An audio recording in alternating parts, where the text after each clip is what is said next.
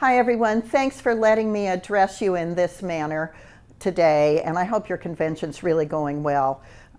If Wheatland is any indication of what it looks like in Sheridan right now, we've had the most stupendous rain, and even that blizzard that we had in southeast Wyoming has created a fabulous green early start to spring. So I couldn't have been more pleased. All of my little stock ponds were full.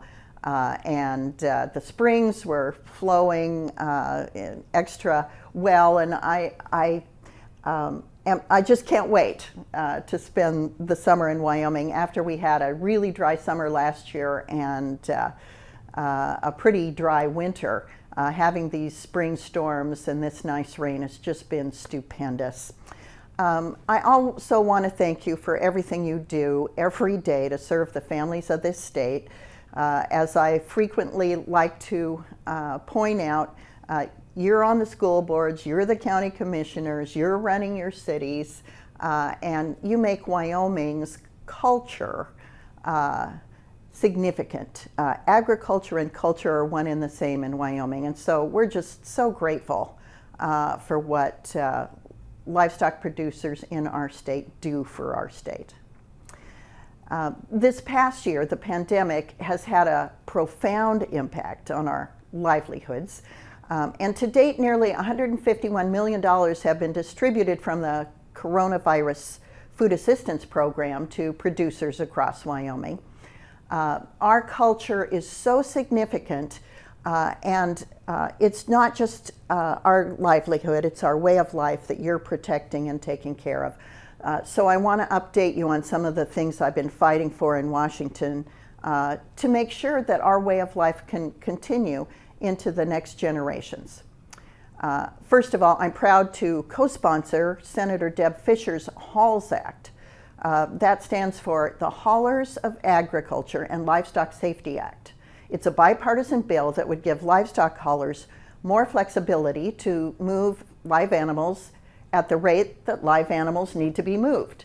These regulations are a really good example of government requirements that don't account for real world needs. So the HALS Act would bring ag and livestock transportation regulations in line with what producers need to feed America. I also joined with South Dakota Senator John Thune in asking for an update on the Justice Department's Antitrust Investigation into America's 4 biggest meat packers. Amazingly, they're making $1,200 a head right now. I don't think any of you are making $1,200 a head, even though you're doing the bulk of the work in raising our cattle. So with all the challenges we have dealing with anti-competitive and unfair practices from foreign-owned meat packers, we need a level playing field. We can't allow some to have a leg up on competition just because they've cornered the market. So I also co-sponsored Senator Mike Round's New Markets for State-Inspected Meat and Poultry Act. This is also a bipartisan effort. I want to ensure that meat produced and inspected in Wyoming can be sold across the country so the rest of the United States can enjoy the high quality products we grow in Wyoming. We hold ourselves to the highest levels of excellence in our state. So along with Senator Rounds, I'm fighting to make sure that when we produce products that are good enough for Wyoming standards, then they're good enough for the rest of the country. And finally, I want to tell you about something else I'm doing to fight for Wyoming's way of life. It's not focused on agriculture, but it's focused on things that are important in Wyoming.